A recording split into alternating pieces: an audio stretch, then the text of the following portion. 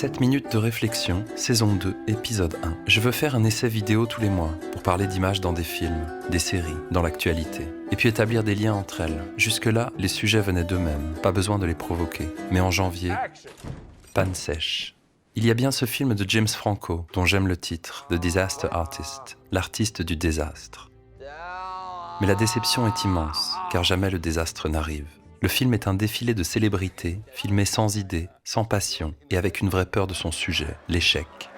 Car Hollywood semble avoir perdu depuis longtemps ses artistes du désastre, les génies du cinéma burlesque. Quand les catastrophes n'étaient pas bibliques, quand elles étaient pour l'artiste une occasion de sauter, de s'accrocher, de glisser ou de rester immobile. Ou peut-être les Américains ont peur du désastre, et le soir des Golden Globes, en ce début d'année, James Franco slalome entre les catastrophes. Celle de son sujet, le terrible Tommy Wiseau, qui voudrait lui prendre la parole.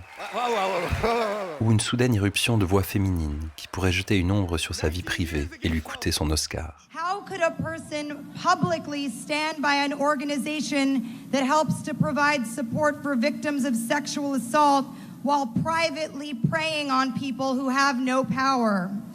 Alors on recommence à chercher, on prend patience et on regarde défiler les images.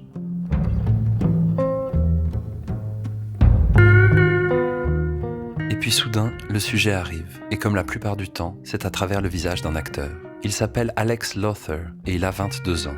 On l'avait aperçu dans The Imitation Game, où il jouait le jeune Benedict Cumberbatch.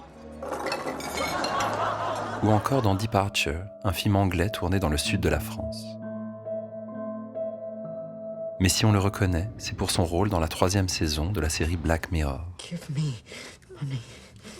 Une fragilité, une douceur toute masculine, et non plus un désastre, mais la fin de ce putain de monde.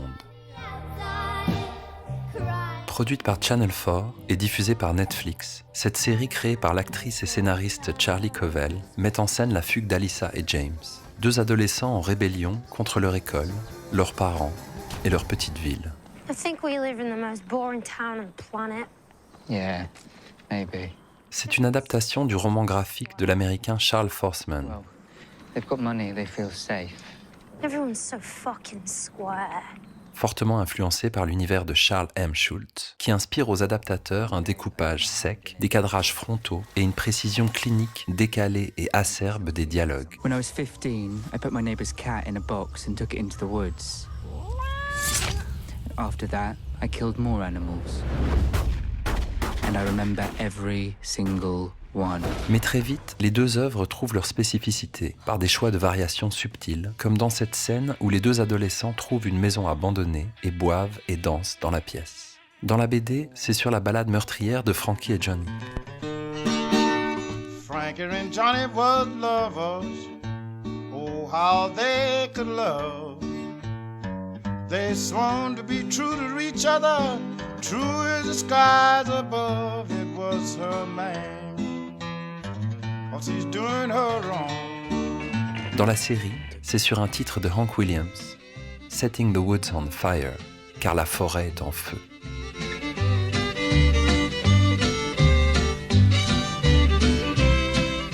I'll gas up my hot rod stoker.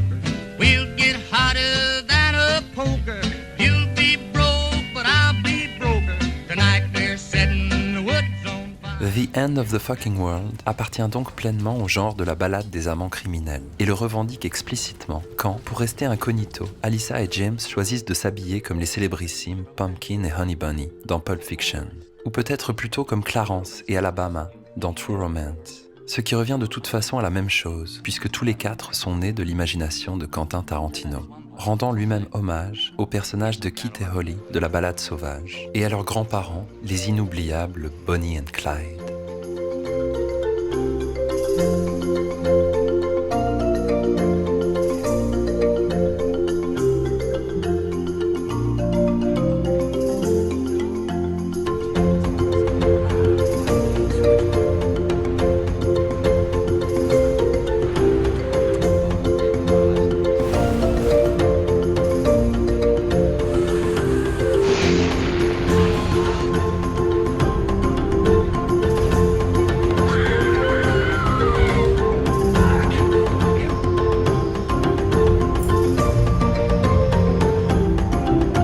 Ce garçon et cette fille n'ont jamais été proprement introduits dans le monde. Voilà une définition possible du cinéma de la fugue criminelle. Un genre aussi où la violence naît de la frustration sexuelle.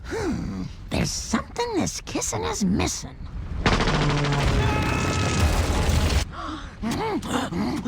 Oh, Clyde, you know just what a girl likes.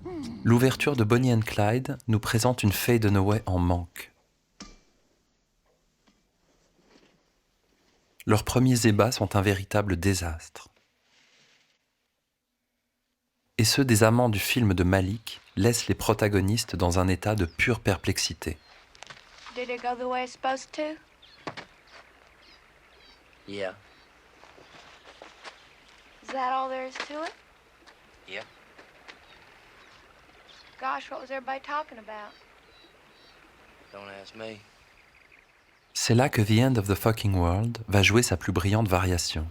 You okay? Can I say something? Can we wait? Car le personnage de James a le pressentiment qu'il est un assassin. I'm 17, and I'm pretty sure I'm a psychopath. Et s'il embarque pour une fugue au bord du monde, c'est d'abord dans l'idée de tuer Alyssa. I kept wondering what sort of sound she'd make when I killed her. Notre Clyde 2018 trouvera dans la balade un chemin pour désarmer sa pulsion meurtrière, tout en découvrant les liens mystérieux qu'elle entretient avec sa sexualité. Are you a virgin? Yes.